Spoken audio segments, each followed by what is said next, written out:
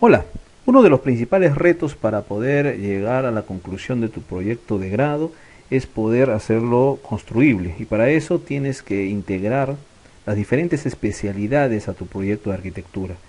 Te saluda el ingeniero Fernando Calagua y en los siguientes videos voy a compartir mi experiencia para que tú puedas, con temas puntuales, de manera práctica, puedas estructurar, predimensionar y definir los sistemas estructurales que nos dice o nos indica la norma peruana de edificaciones. El Reglamento Nacional de Edificaciones realmente en el capítulo de estructuras. Vamos a ver un poco, recordar y conocer qué nos dice la norma peruana con respecto a las estructuras. Primero acá te estoy mostrando una lista, una relación de las normas que componen el capítulo 3.2 de estructuras del Reglamento Nacional de Edificaciones. Tenemos la norma E010, que es madera, todo lo que es diseño y construcción en madera.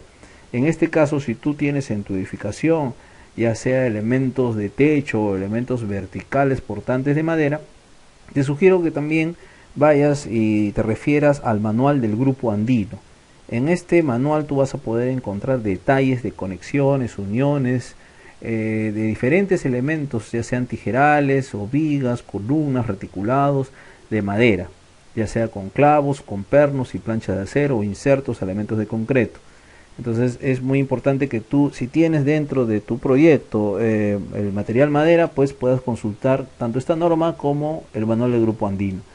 En la norma de 020, que es de cargas, tenemos nosotros lo referido todo sobre las cargas que van a intervenir en la vida útil de la edificación por usos, ¿no? Por ejemplo, está la sobrecarga o carga viva que se le llama, que corresponde pues a la ocupancia, al uso de la edificación, tanto para viviendas, por ejemplo, para colegios, para hospitales, para estacionamientos, etcétera, etcétera. Entonces es importante que puedas tú saber el orden de magnitud y puedas referirte un poco a esta norma para conocer los diferentes usos y correspondientes sobrecarga, ¿no? que va a tener esto. ¿Por qué? Porque digamos, la carga está directamente relacionado con la dimensión pues de los elementos estructurales, sobre todo aquellos horizontales, que son vigas o losas que van a cubrir luces libres. Luego tenemos la norma E030, que es la norma de diseño sismo resistente. Esta norma es, yo me atrevería a decir que una de las más importantes en cuanto a las normas de estructuras, o tal vez podríamos decir que es en torno a la cual giran las demás normas. Nosotros estamos en un país que es netamente sísmico, ¿no? de alta actividad sísmica. Por lo tanto, es necesario tener en cuenta que todas las edificaciones que nosotros proyectemos en el Perú van a tener que ser edificaciones sismo resistentes. Entonces de repente tú has visto ya sea cuando has viajado o en internet o en revistas, fotografías, algunas edificaciones que están hechas en otros lugares del mundo, como Europa, por ejemplo. Tienes que referirte y ver si en ese lugar, en esa ciudad, pues también hay cargas de sismo. Porque si no es así, pues entonces estaríamos hablando de una realidad diferente para poder replicar esa estructuración en nuestro país. Tenemos la norma de vidrio, que si bien es cierto podría por muchos no ser considerado como estructuras, pero sí en algunos casos es importante saber sobre todo lo referente a juntas y a digamos espacios o apoyos que permitan la dilatación o el desplazamiento en un extremo. La norma es 050, suelos y cimentaciones. Si bien es cierto, en ningún plano de la arquitectura pues se evidencian, se grafican tal vez las cimentaciones, ¿no? Sin embargo, es importante que conozcas los diferentes tipos de cimentaciones, sobre todo para poder proyectar algunos encuentros de repente con algún vecino, sótanos. Entonces simplemente te digo como referencia, existen dos tipos de cimentación, ¿no? Las cimentaciones superficiales y las cimentaciones profundas. Las cimentaciones superficiales son todas aquellas que conocemos, zapatas, cimientos corridos, vigas de cimentación o plateas, ¿no? Sin importar el número de sótanos que tengamos, ¿no? No por eso se llaman profundas. Las cimentaciones profundas son los pilotes o caizones, ¿no? Que se utilizan pues clavados o anclados en el piso a gran profundidad. Tenemos la norma de 060, la norma de concreto armado, la norma de albañilería, que por sus propios nombres ya pues sabemos a qué se refieren, la norma E080, que habla sobre diseño y construcción con tierra reforzada, adobe o tapial, que también en algunos proyectos, sobre todo cuando se requiere mantener el material, el uso de este material, pues es importante tener en cuenta los espesores de los mismos y los contrafuertes que estos deben de llevar, que estos muros deben de llegar para que puedan tener estabilidad. Estructuras metálicas, la norma E090, estructuras metálicas que te habla pues acerca de las calidades de los aceros, de algunas dimensiones, de algunos criterios generales. Y el bambú, bueno, ¿no? Con la norma E100. Entonces, en ese conjunto de videos, lo que yo pretendo es darte herramientas generales, básicas y prácticas para que tú puedas estructurar en primer lugar tu proyecto y este pues sea construible y sea realmente un proyecto realizable, porque cuando tú vas a realizar un proyecto para que sea construible y lo vas a presentar al municipio, obviamente van a entrar a tallar las especialidades, y cuando tú no tienes en cuenta pues lo que las especialidades, en este caso estructuras, debe de llevar, pues tu proyecto se va a modificar en el camino, ¿no? Se va a modificar bastante y de repente deja de ser el proyecto que tú concebiste inicialmente como idea. Para esto es importante entrarnos, como te dije, en esta norma de diseño sismo resistente, porque es una de las más importantes. Vemos ahí el mapa de nuestro Perú dividido en 4 zonas, ¿no? Generalmente esto nos va a dar una idea de la actividad sísmica en nuestro país. La zona 4 corresponde a la zona de mayor actividad sísmica, la zona 3, la zona 2 y la zona 1 va decreciendo, la zona 1 es la de menor actividad sísmica. Entonces tú puedes ya más o menos ver si estás proyectando una edificación en la zona 4, que básicamente son los departamentos de la costa. La zona 3 pues ya será una zona de menor sismicidad, la zona 2 y la zona 1 pues en el oriente de nuestro país, donde la sismicidad, es cierto, a veces puede ocurrir, pero son en periodos mucho más largos y en magnitudes mucho menores, ¿no?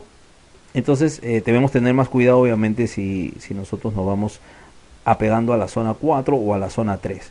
Entonces vamos a conocer algunas tablas importantes que yo sé que van a ser de utilidad para ti, porque están relacionadas exactamente con el uso, mira, con la categoría de la edificación. Entonces tenemos primero la categoría a la cual la norma 030 denomina edificaciones esenciales.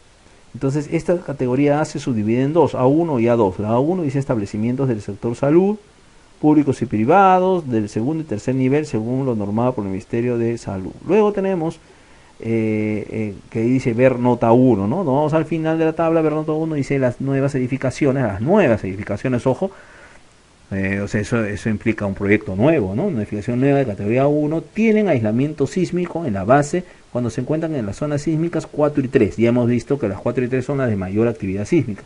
En las zonas sísmicas 1 y 2, la entidad responsable puede decidir si usa o no usa elemento sísmico. Si no usa, pues hay un coeficiente que lo castiga la fuerza sísmica, ¿no? Entonces, si tú estás haciendo una edificación que es hospitalaria, que tiene servicios de emergencia, que va a tener hospitalización, así como lo dice el Ministerio de Salud, pues estaría en la categoría A1, ¿no?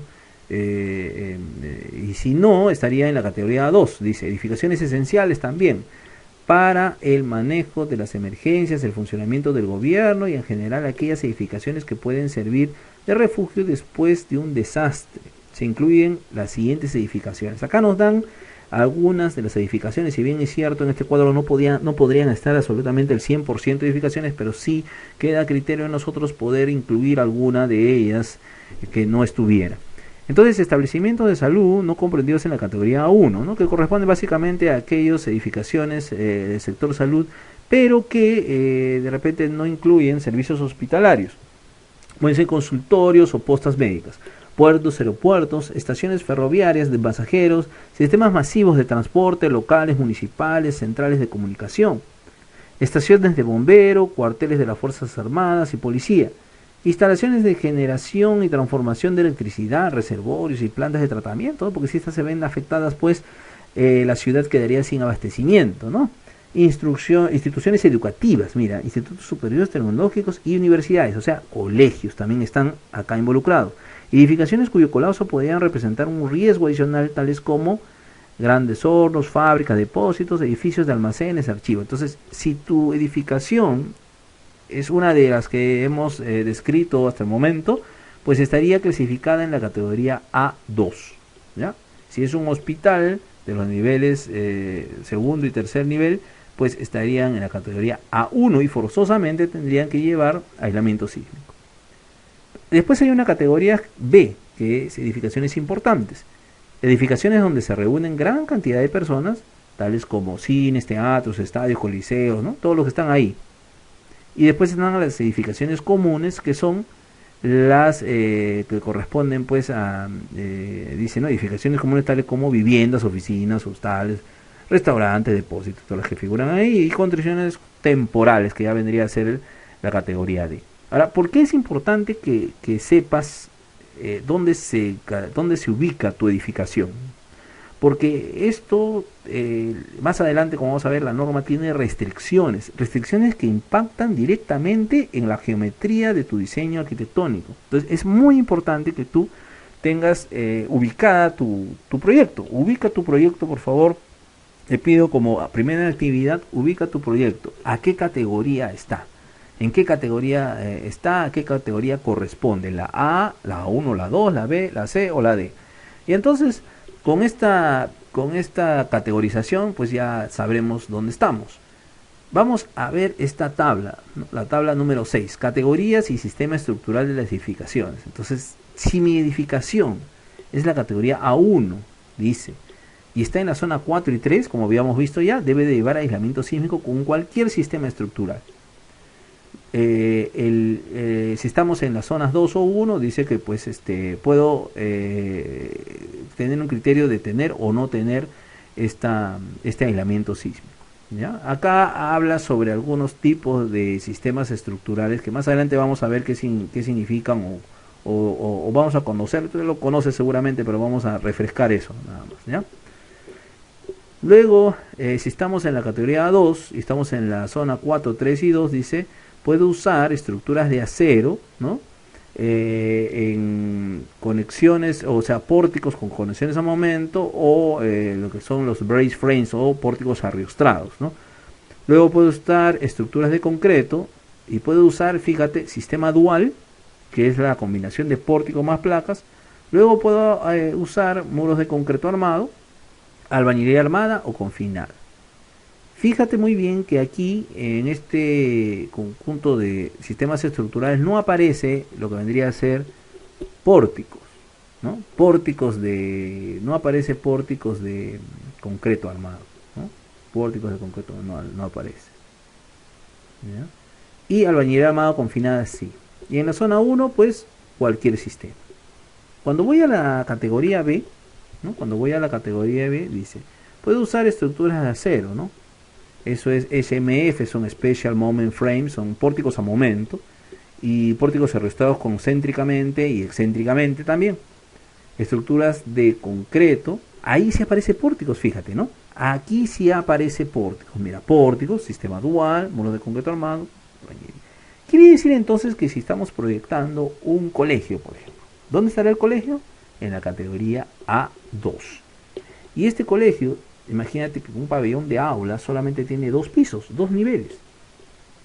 Pero por ser categoría A2, yo tengo que usar sistema dual, o muros de concreto armado, o albañilería armada, o confinada. No puedo usar pórticos de concreto, por ejemplo. O sea, solo columnas y vigas. Necesariamente tengo que tener placas para que en combinación con los pórticos me formen el sistema dual. Este va a ser el sistema sismo resistente. ¿Ya? Lo mismo, ¿no? Si tengo cualquier edificación, de repente el mismo hospital o cualquier edificación esté dentro de la categoría A1 o A2, pues debo de tener en cuenta que no puedo usar pórticos de concreto armado. Si me voy ya a la categoría B, como habíamos dicho, sí, ya aparece pórticos y también sistema dual y los demás. Si estoy en la categoría C, puedo usar cualquier sistema estructural, o sea, una vivienda, un hotel, un restaurante, o edificio de oficinas, puede usar cualquier sistema estructural. Entonces, es importante saber eso porque si tú haces un colegio, un hospital y solamente le pones columnas y no le pones placas, ese proyecto no es realizable. Cuando en un proyecto real esto pase por la revisión de los delegados municipales del Colegio de Ingenieros, en parte de estructuras, pues no lo van a aprobar, lo van a regresar, se lo van a regresar al especialista. Es más, ni siquiera ahí, sino cuando el proyectista comience a plantear su análisis estructural, te va a exigir que coloques las placas, y si tú no has previsto dónde colocar las placas, pues tu diseño se va a ver modificado y de repente ya no va a funcionar como lo has pensado. Ahora aquí esta tabla, ¿no? La tabla 10, habla sobre la regularidad de las edificaciones. Entonces vamos a hablar en las siguientes diapositivas acerca de cuánto una estructura es irregular. ¿Ya? O sea, ¿qué es lo que debes evitar? Porque acá dice, cuando estoy en la categoría A1 o A2 y estoy en las zonas 4, 3, 2, no se permiten irregularidades. En la 1 no se permiten irregularidades extremas, quiere decir que esas irregularidades pueden ser medianas, pueden ser cuantificables de acuerdo a lo que vamos a ver más adelante, pero no extremas. O sea, no puede ser irregular, fíjate, un colegio no puede ser irregular, un hospital no puede ser irregular según esta norma. Pero antes de poder imaginarnos o decir qué cosa es regular, tenemos que conocerlo, ¿no? Y para eso te voy a dar algunos casos muy puntuales que en repetidas oportunidades en los proyectos los encuentro. Y es importante que sepas cuándo debes usarlo y cuándo no puedes usarlo. Ahora, acá existe una, digamos, un mito tal vez, ¿no? Dices, no puedo usarlo, pero ese no puedo se puede convertir en un sí puedo usarlas, pero hay que hacer ciertos artificios, hay que hacer ciertas modificaciones para que estructuralmente no sea irregular, pero geométricamente a la vista pues mantenga tu forma irregular, ¿no? Eso es lo que también te voy a contar un poquito más adelante. Si estoy en la categoría B y estoy en la zona 4, 3 y 2, dice no se permiten irregularidades extremas. Si estoy en la zona 1, como ahí no hay mucho sismo, pues sin restricciones. Si estoy en la categoría C, ¿no? Y estoy en la 4 o 3, que son las de más alta sismicidad, simplemente no se permiten irregularidades extremas. Si estoy en la 2, pues no se permiten irregularidades extremas, excepto en edificios hasta 2 pisos u 8 metros de altura. Y si estoy en la zona 1, pues ya sin restricciones, ¿no? Puedo hacer ahí lo que sea, puedo hacer volados grandes, doble altura, puedo hacer... Y más o menos ya vas sabiendo, te vas dando cuenta a qué me refiero con irregularidades. Entonces vamos a definir algunas irregularidades más comunes en los proyectos de edificación. ¿De qué irregularidades hablamos, no? En primer lugar vamos a definir las irregularidades en altura. Hay una irregularidad que la norma le llama irregularidad de piso blando. Y generalmente la irregularidad de piso blando sucede cuando la edificación tiene una doble altura o triple altura, digamos, en un piso superior. Cuando viene la fuerza de sismo y mueve el suelo, el edificio va a tender a moverse de un lado para el otro.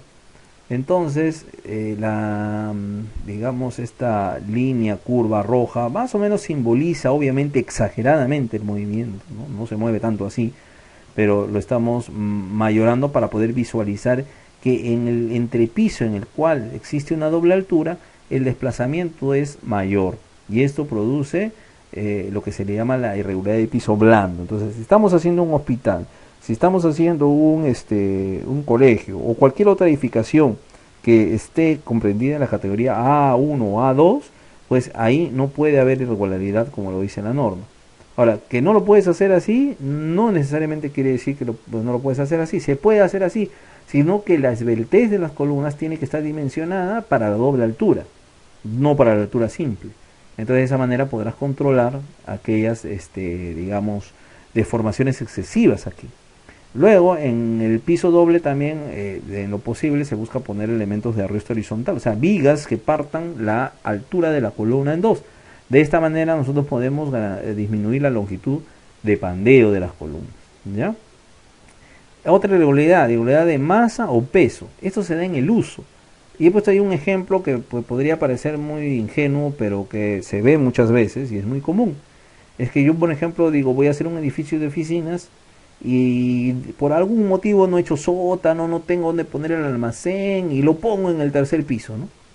Cuando eso sucede, estoy poniendo un entrepiso superior con una masa o peso concentrado, porque como tú sabes el almacén o el archivo pues tiene un peso por el mismo uso que tiene muy superior al uso de la oficina.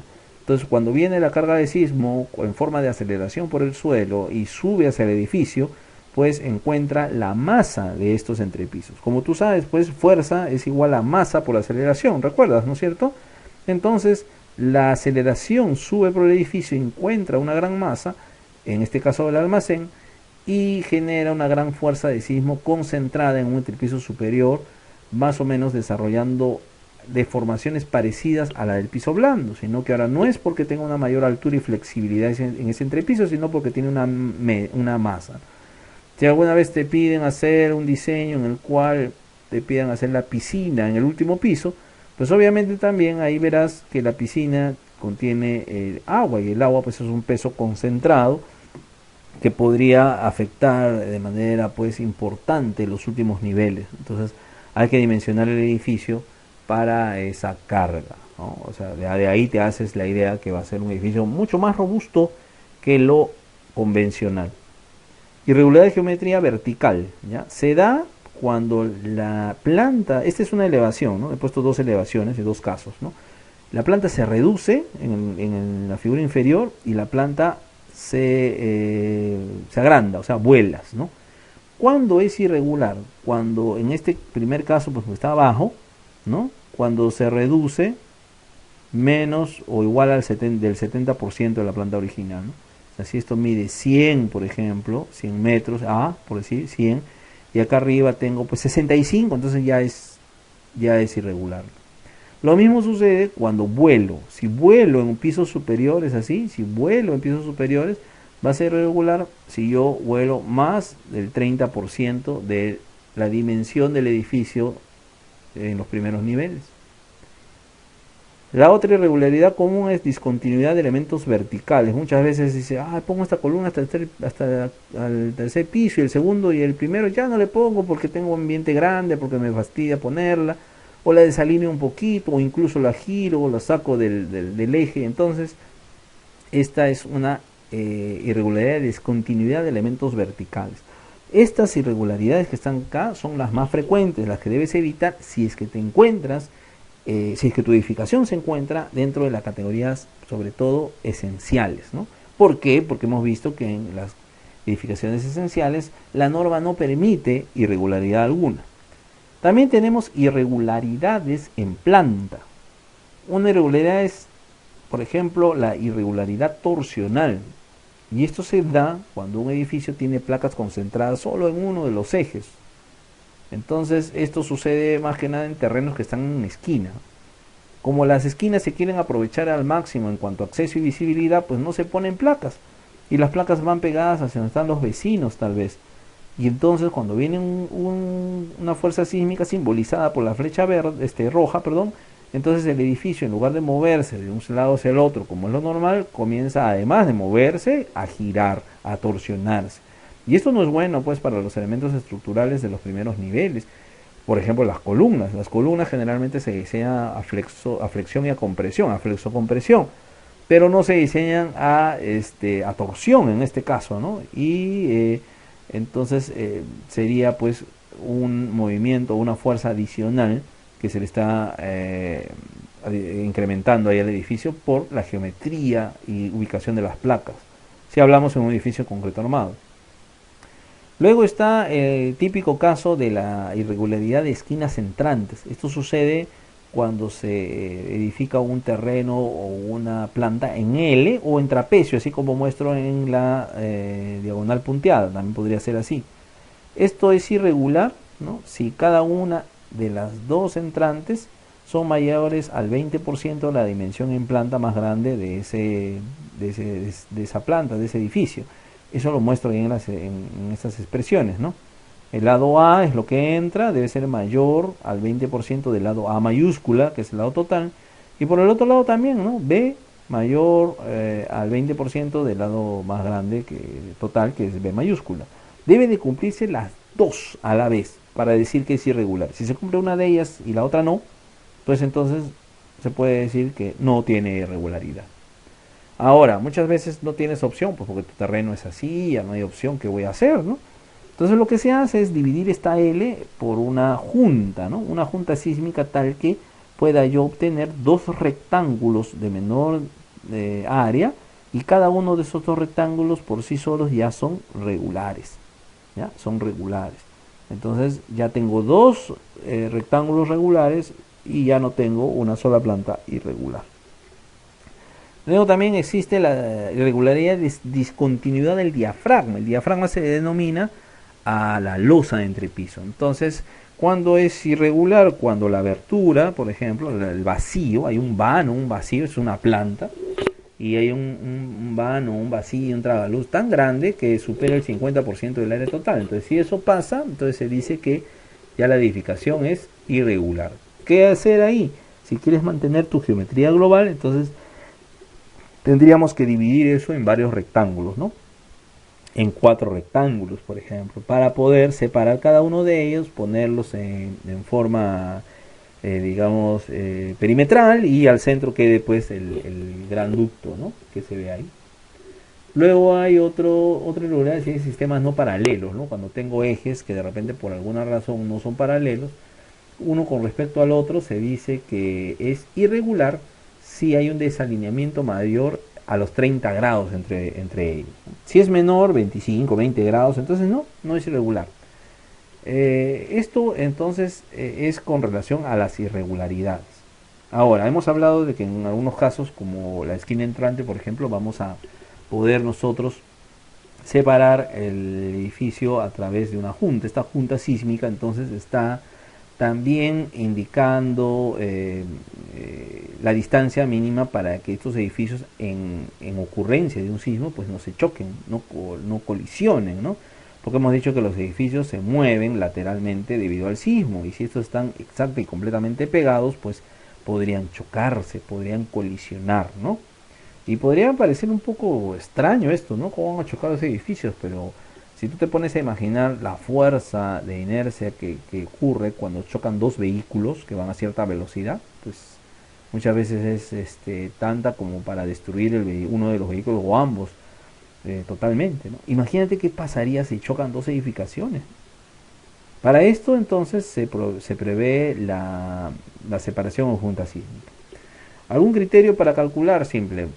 Multiplicas la altura del... Imagínate que tengas dos bloques, pero que uno es mayor que el otro. Esto funciona tanto para la junta entre vecinos, o sea, con un edificio vecino, o bloques de tu mismo proyecto, de la misma edificación que necesites separar, ya sea porque tiene un área muy grande o porque necesitas simplificar las plantas para que no sean irregulares. 0,006 veces la altura del menor bloque. Si son iguales, pues es de cualquiera la altura, la única altura, ¿no? Esto, entonces H lo expresas en metros, entonces S, que es la separación, también está en metros. Para bloques de una misma edificación funcional se recomienda establecer juntas. Primero, que cada bloque tenga aproximadamente entre 600 y 700 metros cuadrados. Si tengo un solo bloque de 1500 metros cuadrados, por ejemplo, de 1200 metros cuadrados, entonces es demasiado grande el bloque. Entonces debo de considerar partirlo, ¿no? Por medio de una junta o dos juntas, dependiendo de la geometría, dependiendo de las áreas, ¿ya? O si no, puedo contar, de repente si no es el área, pues si el edificio es un edificio muy largo, es más o menos 70 metros de longitud, lo que sea más desfavorable, pues, ¿no? Entonces defino una o dos juntas en planta. Si estoy en edificios con estructura de acero, el acero digamos que es más dúctil, es también más flexible, entonces puedo hacer juntas cada 100 a 120 metros de longitud en edificios, ¿no? Con estructuras de acero. Entonces, eso sería básicamente los criterios principales que yo te recomendaría que tengas en cuenta para poder, en primer lugar, saber en qué caso, en qué categoría está tu edificación y cómo va a influir las limitaciones de la norma de diseño sismorresistente en tu arquitectura. Entonces te pido por favor que como tarea o como actividad hagas lo siguiente, ¿no? Clasifiques tu edificación tanto en zona como en uso, ¿ya? Si está en la zona 4, en la zona 3, 2 o 1 de nuestro país, y si tiene el uso A, B o C, la categoría A, B o C. Y de acuerdo a eso puedas tú ver si es que algunas de las irregularidades que he mencionado se prohíben de acuerdo a tu categorización y si alguna de ellas ya las tienes. Y si ya la tienes, pues en crítica veríamos juntos cómo podríamos solucionar estructuralmente esa irregularidad sin que en lo posible pues varíe tu proyecto. Bien, muchas gracias. Ha sido todo. Gracias.